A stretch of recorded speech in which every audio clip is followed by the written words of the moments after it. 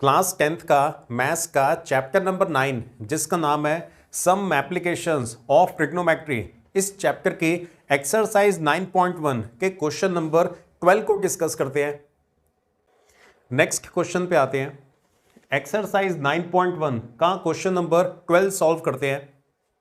From the top of a 7 metre high building, from the top of a 7 metre high building. पहले तो ना एक building है, building की हाइट दे रखी है 7 मीटर। अब उस बिल्डिंग के टॉप पे खड़े होके वहां से देखा जा रहा है the angle of elevation of the top of a cable car is 60 degree. देखो वो जो बिल्डिंग है ना, बिल्डिंग के सामने एक केबल कार है, बिल्डिंग के सामने एक केबल कार है। जो केबल कार है ना, उसकी जो हाइट है वो बिल्डिंग की हाइट से भी ज्यादा है। तो वो जो 7 मीटर हाई बिल्डिंग है उसके ऊपर खड़े होके जो केबल कार है ना, केबल कार के टॉप की तरफ देख रहे हैं, तब एंगल ऑफ एलिवेशन बनता है 60 डिग्री का। And the angle of depression of its foot is 45 degree. अब बिल्डिंग के ऊपर खड़े होके जब आप केबल कार के फुट की तरफ देखते हो, नीचे की तरफ देखते हो, तब एंगल ऑफ डिप्रेशन बनता है 45 डिग्री का। एक ही पॉइंट से दो जगह पे देखना है। ये वाली जो बिल्डिंग है ना, जो जिसकी हाइट 7 मीटर है, इस बिल्डिंग के टॉप पे खड़े होके पहले आपने केबल कार के टॉप की तरफ देखना है, उसके बाद केबल कार के फुट की तरफ देखना है। जब आप केबल कार के टॉप की तरफ देखते हो तब एंगल ऑफ एलिवेशन बनता है 60 डिग्री का, और जब आप केबल कार के फुट की तरफ देखोगे तब एंगल ऑफ डिप्रेशन बनेगा 45 डिग्री का। देखो हॉरिजॉन्टल से जब ऊपर की तरफ देखा जाता है तो जो एंगल बनता है ना, उसे एंगल ऑफ एलिवेशन बोलते हैं। और हॉरिजॉन्टल से, आंखों से हॉरिजॉन्टल लाइन बना दो, उससे जब नीचे की तरफ देखा जाता है, नीचे की तरफ जब देखते हैं तो जो एंगल बनता है उसे एंगल ऑफ डिप्रेशन कहते हैं। Determine the height of the car. जो केबल कार है ना, उसकी हाइट हमने कैलकुलेट करनी है। क्वेश्चन क्लियर हो गया आपको? इस क्वेश्चन में दो चीजों की बात हो रही है। एक तो बिल्डिंग है, बिल्डिंग की हाइट हमें डायरेक्टली दे रखी है, बिल्डिंग की हाइट है 7 मीटर, और बिल्डिंग के सामने एक ना केबल कार है। केबल कार की जो हाइट है वो हमने कैलकुलेट करनी है। और क्वेश्चन के अंदर हमें दो एंगल्स दे रखे हैं। बिल्डिंग के टॉप पे खड़े होके सामने की तरफ जो केबल कार है, जब हम केबल कार के टॉप की तरफ देखेंगे तो एंगल ऑफ एलिवेशन बनेगा 60 डिग्री का। और जब केबल कार के फुट की तरफ देखेंगे, नीचे की तरफ देखेंगे, तो एंगल ऑफ डिप्रेशन बनेगा 45 डिग्री का। क्वेश्चन क्लियर हो गया? अब डायग्राम बनाते हैं। देखो डायग्राम के अंदर ना, सबसे पहले तो आप ग्राउंड लेवल बनाओगे, सबसे पहले आप ये नीचे वाली लाइन बनाओगे। उसके बाद ए से लेकर बी तक ये वाली जो लाइन है ना, वो हमारी 7 मीटर हाई बिल्डिंग को रिप्रेजेंट कर रही है। तो ये बिल्डिंग होगी। उसके बाद आपने केबल कार बनाना है। ये सी से लेकर डी तक ये वाली जो लाइन है वो केबल कार को रिप्रेजेंट कर रही है। इतना क्लियर हुआ? सबसे पहले आप ग्राउंड लेवल बनाओगे, उसके बाद आपने ये 7 मीटर हाई बिल्डिंग बनानी है। ये वाली जो लाइन है वो बिल्डिंग को रिप्रेजेंट कर रही है, और सी से लेकर डी तक ये वाली जो लाइन है वो केबल कार को रिप्रेजेंट कर रही है। अब बिल्डिंग के टॉप पे खड़े होके एक बार केबल कार के टॉप की तरफ देखना है और एक बार केबल कार के बॉटम की तरफ देखना है। जब टॉप की तरफ देखते हैं तो एंगल ऑफ एलिवेशन बनता है 60 डिग्री का, और जब नीचे की तरफ इसके फुट की तरफ देखते हैं तो एंगल ऑफ डिप्रेशन बनता है 45 डिग्री का। सारे के सारे एंगल्स ना हॉरिजॉन्टल से बनाने होते हैं।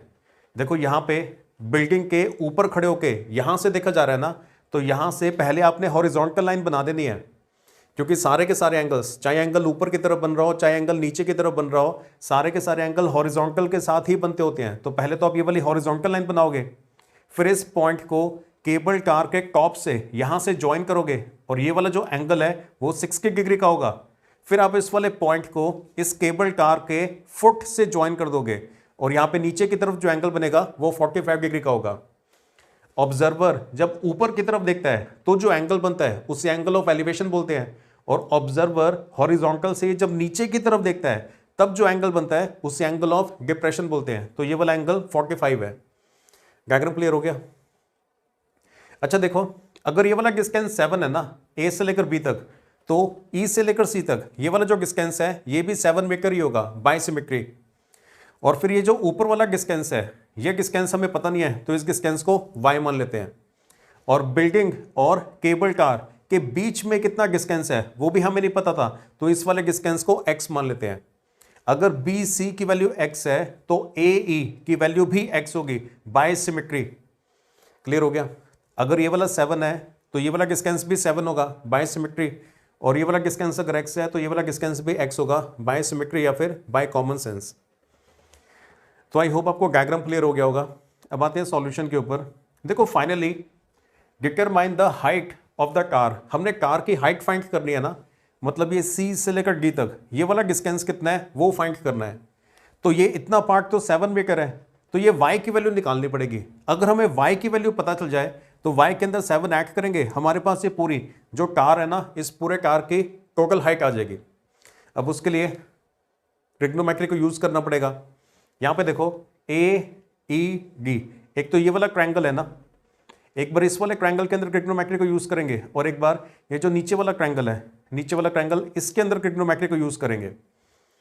देखो ट्रायंगल के अंदर 3 साइड्स होती है ना, अगर आपको एक भी साइड की लेंथ पता है तो उस इंफॉर्मेशन को यूज करके आप बाकी साइड्स की जो लेंथ है ना वो कैलकुलेट कर सकते हो। जैसे यहाँ पे ये जो नीचे वाला ट्रायंगल है, नीचे वाले ट्रायंगल के अंदर ये हमें पता है ये वाली जो साइड है वो 7 सेंटीमीटर है, तो इस इंफॉर्मेशन को यूज करके जो बाकी की साइड्स है ना वो हम कैलकुलेट कर सकते हैं। चलो सॉल्यूशन के ऊपर आते हैं। In figure AB is equal to 7 metre high building. इस फिगर के अंदर ये A से लेकर B तक ये वाली जो लाइन है ना वो 7 मीटर हाई बिल्डिंग को रिप्रेजेंट कर रही है, और CD is equal to cable car, ये C से लेकर D तक ये वाली जो लाइन है, ये वाली लाइन केबल कार को रिप्रेजेंट कर रही है। AB is equal to CE is equal to 7 centimetre. ये देखो A से लेकर B तक ये 7 सेंटीमीटर है, अगर ये 7 है तो ये भी 7 होगा, तो C से लेकर E तक ये भी 7 सेंटीमीटर है, ये हमने लिख भी दिया। BC को हम x मान लेते हैं, ये BC ये वाला डिस्टेंस x है तो ये ऊपर वाला डिस्टेंस भी x ही होगा। तो BC की वैल्यू अगर x है तो BC और E इन दोनों की वैल्यू x ही होगी। इसका रीजन अगर आपने लिखना है तो लिख सकते हो बाय सिमेट्री। ऐसे इस वाले पार्ट को रेक्टेंगल ऐसे प्रूव करने की जरूरत नहीं है, रेक्टेंगल प्रूव करेंगे तो वो तो एक और क्वेश्चन बन जाएगा, ऐसे आप डायरेक्टली लिख सकते हो। अब आते हैं ट्रिग्नोमेट्री के ऊपर। इन ट्रायंगल ADE, ये जो ऊपर वाला ट्रायंगल है ना, पहले इस वाले ट्रायंगल के अंदर ट्रिग्नोमेट्री को यूज कर रहे हैं। आप पहले नीचे वाले ट्रायंगल में भी लगा सकते हो, एक ही बात है, आंसर दोनों से ही आ जाएगा।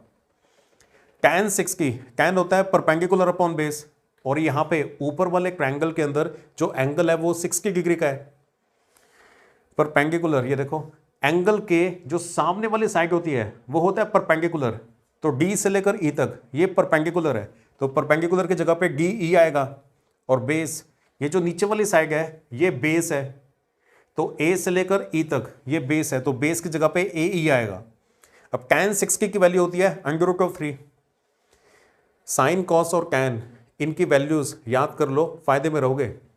tan 60 की वैल्यू √3 होती है, DE हमने y माना हुआ है और AE को हमने x माना हुआ है। ये देखो इसको हमने y माना हुआ है और इस वाले डिस्टेंस को x माना हुआ है।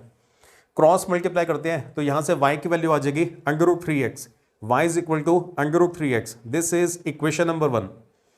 यहां तक क्लियर हो गया? पहले हमने इस ऊपर वाले ट्रायंगल में ट्रिग्नोमेट्री को यूज करके y और x के बीच में एक रिलेशनशिप एस्टैब्लिश कर लिया है। आगे चलते हैं, अब नीचे वाले ट्रायंगल की बात करते हैं। अभी जो नीचे वाला ट्रायंगल है ना, इसके अंदर AEC, इस वाले ट्रायंगल में इन ट्रायंगल ACE इस ट्रायंगल के अंदर tan 45, देखो एंगल यहाँ पे 45 है और tan होता है परपेंडिकुलर अपॉन बेस, एंगल के जो सामने वाली साइड है वो परपेंडिकुलर होती है, तो ये C से लेकर E तक ये परपेंडिकुलर है CE, और ये वाली साइड बेस है A से लेकर E तक ये वाली साइड बेस है। यहाँ पे एंगल E 90 का होगा ना, 90 के सामने वाला तो हाइपोटेन्यूज होता है, ये वाली लाइन तो हाइपोटेन्यूज होगी, ये परपेंडिकुलर है, ये बेस है और ये हाइपोटेन्यूज है, तो बेस AE होगा, बेस इज AE। अब वैल्यूज पुट करते हैं। tan 45 की वैल्यू 1 होती है, CE वो 7 सेंटीमीटर है, 7 मीटर है, और AE को हमने x माना हुआ है, यहां से क्रॉस मल्टीप्लाई करते हैं x की वैल्यू 7 आ जाती है। यहां तक क्लियर हो गया? x की वैल्यू 7 आ गई। देखो लास्ट पेज पे हम यहां तक पहुंच गए थे ना, y is equal to √3x। ये देखो लास्ट पेज पे इस वाले ट्रायंगल में, इस ट्रायंगल में ट्रिग्नोमेट्री यूज करके हम यहां तक पहुंच गए थे, y is equal to √3x। अब यहां पे x की जगह पे x की वैल्यू पुट कर देते हैं, तो ये y is equal to √3x हमने लिखा, x की वैल्यू 7 आ चुकी है ना, तो यहाँ पे x की जगह पे 7 पुट कर देते हैं, तो बन जाएगा 7 अंडर रूट ऑफ 3। जो नंबर होता है ना उससे रूट के आगे लिखते होते हैं, ऐसे रूट 3 7 नहीं लिखेंगे, 7 रूट 3 लिखेंगे, तो y की वैल्यू 7 रूट 3 आ गया। अब जो हाइट हमने फाइनली तो केबल कार की हाइट निकालनी थी ना, ये C से लेकर पूरा ऊपर D तक जाना है, वो केबल कार की हाइट है, तो CE प्लस ED इन दोनों को ऐड करना पड़ेगा, तब जाके टोटल हाइट निकलेगी। तो हाइट ऑफ केबल कार वो बनेगा y प्लस 7, ये वाला y प्लस ये वाला 7, इन दोनों को ऐड करना है, तब जाके पूरे केबल कार की हाइट आएगी। तो y की वैल्यू आ चुकी है 7 रूट 3, तो y की जगह पे 7 रूट 3 पुट करते हैं, और ये प्लस 7 का प्लस 7 एज इट इज। देखो 7 यहां पर भी है, 7 यहां पर भी है, तो 7 कॉमन ले लेते हैं, तो हाइट बन जाती है 7 इंटू रूट 3 प्लस 1 मीटर। यहां पे आप अपने आंसर को छोड़ सकते हो, क्योंकि जो अंडर रूट ऑफ 3 है वो न्यूमरेटर में है। न्यूमरेटर में अगर अंडर रूट 3 हो तो चलेगा, डिनोमिनेटर में अगर हो तो आपको रैशनलाइज करके उसे सिंप्लीफाई करना पड़ता है। तो आप यहां पर भी आंसर को छोड़ सकते हो। अगर आपने रूट 3 की वैल्यू पुट करनी है तो रूट 3 की वैल्यू भी पुट कर सकते हो। अंडर रूट 3 की वैल्यू होती है 1.732, ये 1.732 में 1 ऐड करेंगे तो 2.732 बन जाएगा, और इसको 7 से मल्टीप्लाई करो तो 19.124 आता है। अगर आप रूट 3 की वैल्यू पुट कर देते हो ना, तो फिर एग्जैक्ट डेसिमल पॉइंट के अंदर आंसर आ जाएगा। तो केबल कार की जो हाइट है वो 19.124 मीटर है। This is the answer.